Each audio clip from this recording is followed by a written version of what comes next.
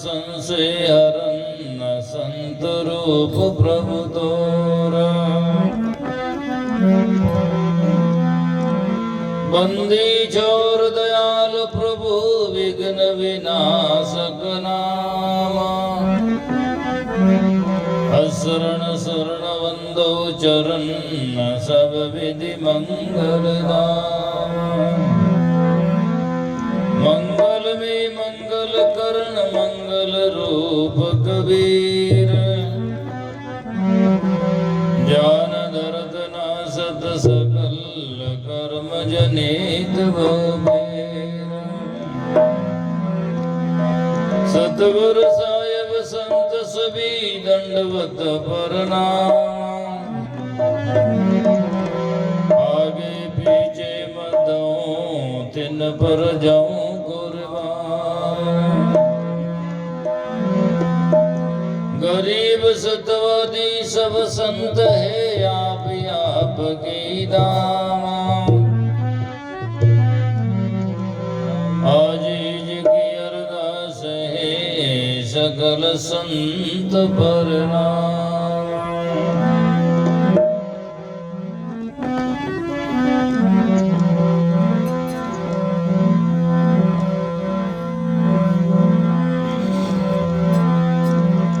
संत बड़े परमार्थी शीतल जिनका अंग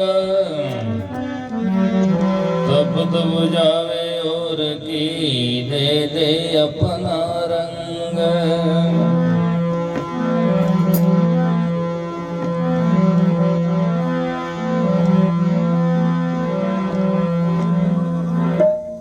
संत संसार में आई प्रगट भये नाम दिढ़ाई के जगत तारा भजन भगवान का कोई नहीं जानता संत ये तू अवतार राम के नाम पर अदल चलाई के काल के शीश पर धोल मारा दास बल डूबे रे सब डूबते संत ने पकड़ के किया पारा जननी जने तो ऐसा जने के दाता के सूर नहीं तर रही जे वांजवा मती गमा जे नूर कबीर सोई कुल भला जा कुल उपजे दास भागी का ऐसे गया जैसे डाक पलास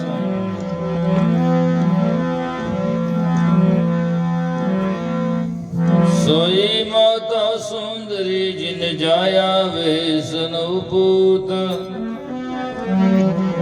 राम समर निर्भय भया और सब गया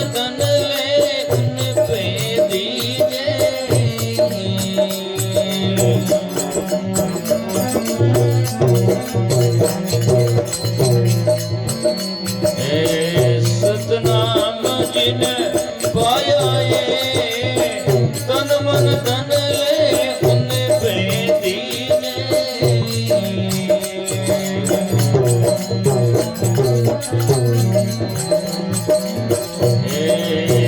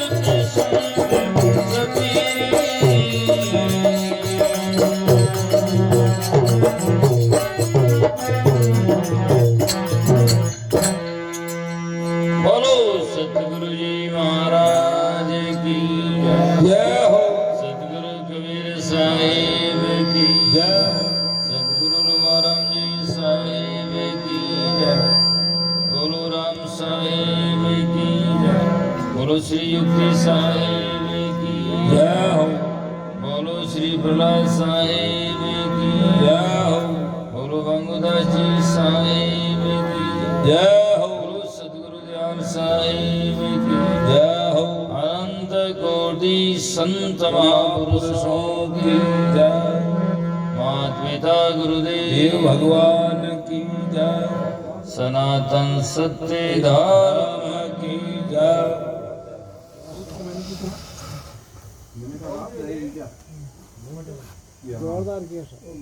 अरे भाई साहब रास अरे है कि मैं डुबो मैं जाऊं दारू आवाज कम करो। कम नहीं मत करो, कमरों कोई थर्मामीटर थोड़ी है। आवाज मत करो भाई। श्रद्धेय श्री मांगू साहिब जी के सतलोकवास होने के बाद में अनवरत 16वें दिन तक आज तक सत्संग चलता आ रहा है। इस अवसर पर पधारे मंचासीन हमारे श्रद्धेय इस कार्यक्रम के कर्णधार व्यवस्थापक श्रद्धेय हमारे मैन श्री राजेंद्र साहिब जी, श्रद्धेय मैन श्री बहादुर साहिब जी, रामदास साहिब, राजू साहिब, ओम जी साहिब, हुक्माराम जी साहिब, सभी संतगण, सत्संग प्रेमी सज्जनों, श्रद्धामयी माताओं बहनों, अभी आपने सुना ऐसे संतन की बलिहारी। ऐसे संत संसार में दुर्लभ होते हैं। दुर्लभ इन संसार में सदगुरु का दीदार ले पहुंचावे मुक्ति को, इनका यही उपकार। मुक्त को पहुंचाने वाले हमारे संत महापुरुष हैं। और ऐसे संतों को जन्म देने वाली माता को भी बलिहारी है, धन्य धन्य है। कबीर साहब ने, अनेक संत महात्मा ने इस भजन में, पलटू साहब कहते हैं, धन जननी जिन जाया सुत संत सके। ऐसी, सुनो आप, सुनते और आकर देने जरूरत कोई नहीं। धन जननी जिन जाया सुत संत सके, ऐसे धन जननी को धन्य है। और पहले संतों ने कहा भी है कि जननी जने तो ऐसा जने क्या दाता क्या सूर। माता वो है कि या तो दाता को जन्म दे, या सूरा को जन्म दे, या पूरा संत को जन्म दे, और बाकी के तो जन्म देने वाली को संसार में का सुंदर नाम नहीं ओपे।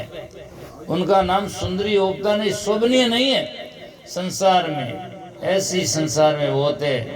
बाकी माताओं में तो सजनों 5 माताओं का नाम विशेष तौर से शास्त्रों में आता है। प्रथम माँ मृणावती ज्ञान गोपीचंद दिया, दूसरी माँ सुनुति ध्रुव ने अमर कर लिया, तीसरी माँ मदासा पुत्र अलग तब धारी, ये तम हरिषे है जिनकी नूरा में तारी, बख्तू माँ फरीद की गुरु प्रताप सेजा तिरी, और माँ सब सरपणी 5 माँ माता खड़ी है ना। इस संसार में इन माताओं का नाम आता है जिन्होंने अपने बच्चों को जाकर के भक्ति ज्ञान में लगाया। एक एक पुत्र, राजा उतानपाद के ध्रुव एक पुत्र था, मान लो एक ही सुनुति के, जिसने भक्ति भजन करके आज दुनिया में नाम कर दिया। आज सब जानते हैं, ध्रुव डिगे तो वो डिगे, ऐसा लोग कहते हैं। और नहीं तो राजा सागर के अतिशयोक्ति भागवत में लिखा हुआ कि 60,000 पुत्र थे, 60,000 नहीं थे, 1000 ही थे, और हो सकता नहीं, पर अतिशयोक्ति लिखा हुआ है। और 1000 न हो 100 भी हो, कौरवों के 100 था, ऐसे धृतराष्ट्र के कौरव थे, लेकिन कोई नाम नहीं जानता। पांडु 5 है, उसका नाम लोग जानते हैं, लेकिन 100 का नाम जानते कोई? कौन जानता है? भक्ति भजन करते उनका नाम दुनिया में है, और जो भक्ति भजन नहीं करते उनका कोई नाम नहीं जानता है। हमारे पीढ़ियों में 2-2 पीढ़ी के नाम लोग नहीं जानते। और राव बाट लेवे, ढोली भाई भी पैसा देवे तो लेने भाई नहीं लेवे, है ना। क्या हमारे क्या लगता हो, तो पैसे के भूखे लेते हैं। और आज संत कितने हजारों वर्ष पूरे हुए, लेकिन आज सब लोग शहर से नाम जानते हैं, कहाँ हुए, कैसा उनका जीवन था। तो सजनों, आज देखो या मांगोदास जी साहब के 17 के उपलक्ष्य में, मांगोदास जी साहब का बड़ा सरल स्वभाव था। बस भजन कहते तो बोल देते, नहीं तो रात भर सत्संगों में बैठे रहते कई बार। और जब उन्होंने यहाँ जीवित भंडारा किया तब भी हम आए, और आज वापस उनके जाकर के वास्तविक सतुरी में आए।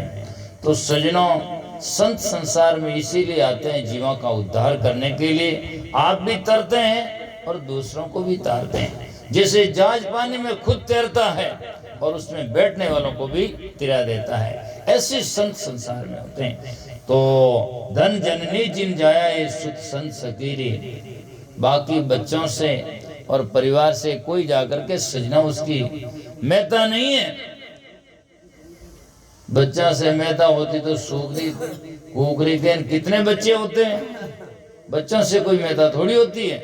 श्रपणी के कितने बच्चे होते हैं, लेकिन सजना उनका जीवन कुछ नहीं हो तो जाकर के भोग भूमिका में है। और भोग भूमिका में नहीं, कर्म भूमिका में भी एक माँ के 10-10 बच्चे हैं या 15 है, लेकिन कोई उसकी मेहता नहीं जब भक्ति भजन नहीं किया जाता है। भक्ति भजन करने वाला का उनका नाम है, उनके धन्य माता पिता का भी दुनिया में नाम है।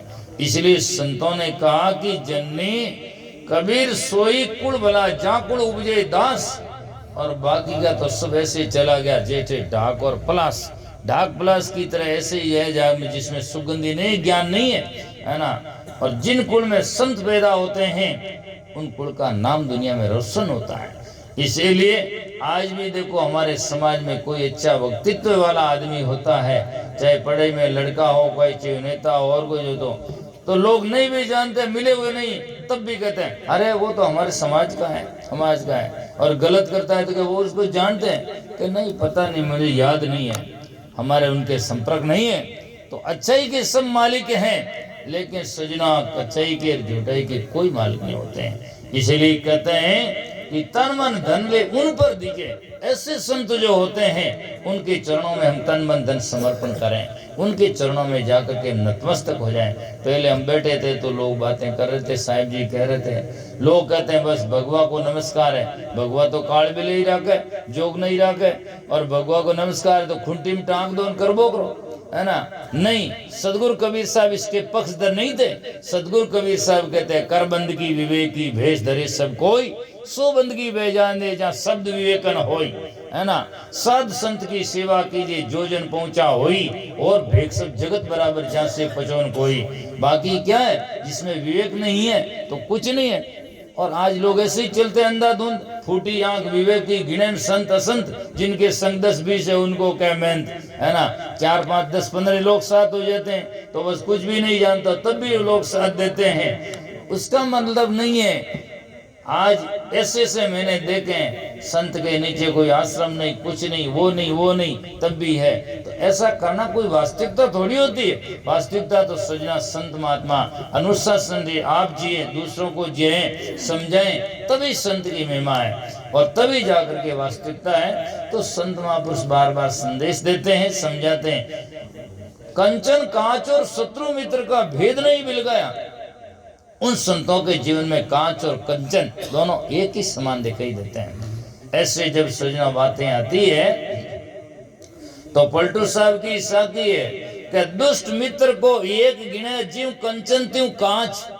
दुष्ट और मित्र को दोनों को एक ही समान समझते हैं। दुष्ट मित्र को सम गिने जीव कंचन त्यों कांच, पलटू ऐसे दास के सपने लगे नहीं आँच। ऐसा दास होता है, भक्त होता है, उनके सपने में भी आँच, अर्थात जाकर के कोई भी जाकर तकलीफ नहीं हो सकती है। क्यों? दोनों का समान है। कंचन कांच और शत्रु मित्र को भेद नहीं मिल गया है, अरे दिन जन्ने जिन जाया है। इसका मतलब कई लोग और तरह से अर्थ कर देते, महाराज के दोनों ही बराबरी होता है। बराबर एक तो सज्जन है और एक दुर्जन है, तो दोनों बराबर थोड़ी हो जाते हैं। लेकिन महाराज दोनों से भेदभाव किसी से नहीं करते। कहने का मतलब है कंकर और शक्कर दोनों समान थोड़ी हो सकती है।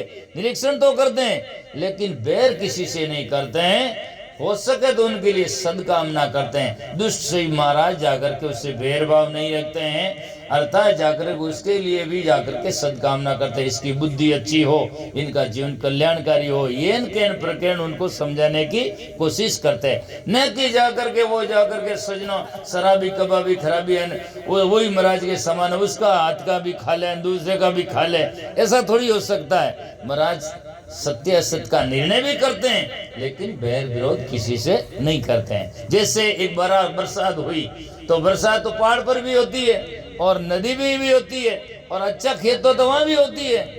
तो क्या बरसात सान बना बराबरी है, लेकिन खेत में फसल होती पहाड़ में तो थोड़ी होती है ना, वहां कहाँ होगी। तो इसीलिए बरसात समान भले ही हो लेकिन आगे पात्रता के ऊपर निर्भर करता है। संत जाकर के सबके समान जरूर होते हैं लेकिन आगे योग्यता के ऊपर उनकी भाव और आधारित होता है। इसलिए का कंचन कांच और शत्रु मित्र को भेद नहीं मिल गया। कंचन कांच की बात आ जाए तो मुझे रंका बंका का उदाहरण याद आता है। रंका और बंका दोनों पत्नी सजना साथ गृहस्थी संत भक्ति भजन करने वाले थे और बाकी कोई काम नहीं था। सुबह जाते जंगल में लकड़ियां काट कर सूखी ले आते और बाजार में बेच देते, अपना उनसे जीविका करते। तो कहते हैं कि समकालीन थे नामदेव जी महाराज। समझाने का तरीका है तो नामदेव जी क्या लोग भजनों में गाते हैं, कहते हैं भगवान हर्षपस्त है, ऐसा शास्त्रों में लोग लिखते हैं। कहते हैं बात समझाने का है। तो सजनों नामदेव जी ने कहा कि ये भगत है कितने दुखी है। तो कहते हैं भाई ये तो भगत है ना, इनके जीवन में जो भक्ति भजन चाहते हैं उस माया से कोई ताल्लुकात नहीं, वो नहीं चाहते हैं कि ऐसा मिलो। तो कहते हैं क्यों नहीं। आगे जाकर के सजनों एक दिन वो जा रहे थे और आगे सुबह सुबह देखे तो मोरों से असरपियों से भरी थैली पड़ी थी। नामदेव जी देख रहे थे और आगे उनका पति रांका जी जा रहे थे। तो रांका जी ने जब देखा पाँव में ठोकर लगी तो देखा तो रुपये पैसे मोहरे पड़ी थी। तो रांका जी ने सोचा ये तो माया है और पीछे बाया है, मेरी औरतें देख लेगा तो लोभ आ जाएगा और लोभ आ गए तो ले लेगा तो हमारी भक्ति में बाधा होगी। तो इसीलिए वो रेत लेकर के उस पर रेत डालते हैं। तो उनकी नारी पीछे पीछे आ रही थी, उसने देखा कि ये क्या कर रहे हैं पतिदेव। तो वह बाद में जल्दी जल्दी ये बोले क्या कर रहे थे, बोले कुछ नहीं। उन्होंने सोचा कि मालूम पड़ गया तो नारी जाते हट कर लेगा, नहीं क्यों नहीं, ले लो हम तो। बार बार पूछा गया अरे क्या था बताओ, तब उन्होंने कहा कि कुछ नहीं, वह मोरें थी इसीलिए सोने की उस पर मैंने रेत डाला। तब वो उनकी नारी कहती है पतिदेव अपन के लिए तो वो रेत ही था, रेत के ऊपर रेत क्यों डाला, अपन के लिए तो वो तो रेत ही है, दूसरों का धन है वो तो रेत ही है, तो रेत पर रेत क्यों डाला। तब वो उनका पति रांका जी उनकी पीठ थपा थपर का कहता है कि धन्य है तेरा बैराग मेरे से ही बांका नाम टेढ़ा है, मुझे तो सोना और रेत दो दिखाई दिया और तेरे को रेत और सोना दोनों एक ही दिखाई दिया, तो मिट्टी दोनों ही मिट्टी है। तो ऐसे सजनों कंचन कांच और शत्रु मित्र का भेद नहीं बिल गाया है, अरे धन जन्य जिन जाया है सुत संत सकेरी। ये बातें तो बहुत ही जाकर के सजनों आगे की है, लेकिन कम ज्यादा में भी साधु लोग या संत लोग या भगत लोग या जाकर के व्यवहार में छोटा मोटा न समझें और जाकर के किसी से न मांगे, तब भी तो बहुत सुंदर बात है। जितना भाग्य है उतना मिलता रहे, उसी में निर्भर रहे, उसी में शांति करे, तब भी तो बहुत सुंदर बात है। लेकिन यह भी बहुत चरितार्थ होता कम दिखाई देता है। तो इसीलिए संत महात्मा की बात है तो शत्रु मित्र का भेद नहीं मिल गया है, माया जिनकी निकटन आवे त्रिगुण दूर बहाया है। इसका मतलब यह नहीं कि पैसा उनके पास में नहीं आता, वो नहीं आता, इनका वास्ते करते हैं। माया तो सतगुरु कबीर साहब कहते हैं माया कोई एक अलग औरत थोड़ी है। सतगुरु कबीर साहब की भाषा में कबीर साहब कहते हैं मन माया की कोटरी तन संशय का कोट, विसर मंत्र माने नहीं काल सर्प की चोट, है ना। और कहते मन माया तो एक है माया मनी समाई, और तीन लोग संशय पड़ी मैं क्या कहूँ समझाए। माया मन का मोह है और वो संतों के हृदय में अर्थात होता नहीं है। जहाँ भी संत रहते निर्मोही रहते हैं, जो भी आओ उनको जाकर के सब महापुरुषों ने कहा जो आवे सो दे चलाई चाहे कोड़ी लाख, है ना, आवे सो दे देते हैं। और सभी को जानते हैं कि ये जो मिलने वाले बिछुड़ने वाले हैं और एक दिन हमारे कोई साथ जाने वाला नहीं है। तो उनके अंदर में वो जो नहीं है उसका प्रतिभास अंदर में उसके अपनापन नहीं होता, तब जाकर के माया जाके निकटन आवे त्रिगुण दूर बहाया है। बल्कि बहुत गहराईता में जाकर देखो तो शरीर भी तो माया ही है और शरीर तो संतों के साथ में रहता है, लेकिन संत शरीर से भी मोह नहीं करते। वो जानते हैं कि ये एक भांडा है और एक दिन धीरे धीरे छूटने वाला है, उसमें भी जाकर के अलिप्त रहते हैं। इसीलिए माया जिनकी निकटन आवे त्रिगुण दूर बहाया वे, और कहते हैं सहज समाध अखंडित जाके जग मिथ्या ठहराया है। संसार को मिथ्या झूठ जानते हैं। अब झूठ का मतलब क्या, संसार है ही नहीं। आज से हजारों वर्ष पूर्व साधु हुए और वो भी कहते हैं संसार झूठ है, कुछ नहीं है, और उस टाइम में भी था और आज भी है और आगे भी रहेगा, तो झूठ कैसे हुआ। लेकिन संसार का और हमारा जो संबंध है वो क्षणिक है, वो एक पल में बिछड़ने वाला, इसलिए उनको झूठ कहते हैं, इसलिए वो सत्य नहीं है। तो इसीलिए का माया सहज समाध अखंडित जाके जग मिथ्या ठहराया है। उनके जीवन में सहज समाध होती है। आज 1 घंटों कोई माड़ा सुमरण करे, आधा घंटा करे, 2 घंटा करे, कोई 5 घंटा कर ले, कोई 50 घंटा भी बैठ जाए और कोई 12 साल भी बैठ जाए, पर 12 साल से उठेगा तो छूटेगा। तो वह जाकर के एक रस कहाँ हुई। समाधि तो वो है कि जो निरंतर रहे। उनके लिए सदगुरु कबीर साहब कहते हैं संतों सहज समाधि भली है। सदगुरु कबीर साहब ने सहज पर बहुत जोर दिया। बीजक में सदगुरु लिखते हैं सहज ध्यान रहो, सहज ध्यान रहो, गुरु के ही वचन समाई हो, मैली सृष्टि चराचित राखो, रेव दृष्टि लो लाई हो। सहज ध्यान रहो, सहज ध्यान रहो। ज्यादा खांचा तान करो नहीं, बीणे के तार को ज्यादा खींचोगे तो टूट जाएगा, और शरीर ने ज्यादा खांचो लो तो छूट जाएगा, है ना। परिवार भी ज्यादा खांचो तो टूट जाएगा।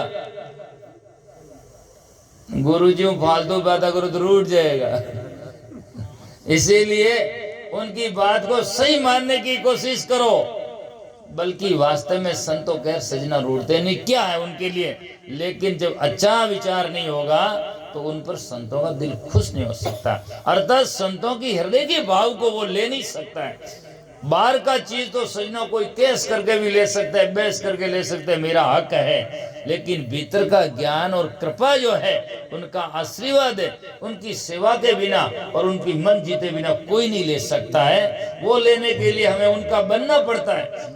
हम उनके बनेंगे तब हमारे ऊपर हाथ में जा धर के हमारे को भक्ति ज्ञान से भर देंगे। इसीलिए पात्रता की जरूरत है। आज आदमी क्या है, सत्संग में जाता नहीं है, जाता तो ग्राहक बन के नहीं जाता, आधा तो पता नहीं, बहुत सारे जगहों में देखते हैं तो संतों में जाते हैं और जूते चप्पल लेकर आते हैं, है ना, और महाराज क्या कहते हैं वो समझ ही नहीं पाते हैं, और आधा से ज्यादा नींद लेकर बैठे रहते हैं। तो पात्रता जब धारण करके नहीं जाएंगे तो वहां बाजार से कुछ नहीं लाएंगे। इसलिए संतों के सत्संग में जाओ तो गहराईता से श्रद्धावान बन करके जाओ और ग्राहक बन करके जाओ। आज महाराज क्या कहेंगे और हम जरूर उनकी बात सुन करके लेकर आएंगे तो हमारा भला होगा। नहीं बाजार में जाओ, लक्ष्य नहीं बनाकर जाओगे, बाजार में वो चीज लानी है तो फिर घूम घुमा करके धक्का खाकर वापस आ जाओगे, जब लक्ष्य तो है ही नहीं, लाने को क्या ले आओगे। इसलिए लक्ष्य बनाकर जाना चाहिए, पात्रता धारण करके, योग्यता धारण करके जाना चाहिए, जिसको वेदांत की भाषा में लोग कहते हैं उत्तम जिज्ञासु बन करके जाना चाहिए, अर्थात कल्याण के भाव से जाना चाहिए और दूसरा कोई नहीं। तो सहज समाध अखंडित जाके जग मिटिया ठहराया है, पलटू उदास सोई सुतवंती जो संतों ने गोद खिलाया है। वही सुतवंती, वही नारी, उनका ही महापुरुषाने का वो सराहनीय है जिन्होंने संतों को अपने गोद में खिलाया है, अर्थात संतों को जन्म दिया है। बाकी की संसार में ऐसी चली गई, उनका कोई नामो निशान नहीं जानता है। तो सजना बहुत ही सुंदर ऐसे हमारे संतों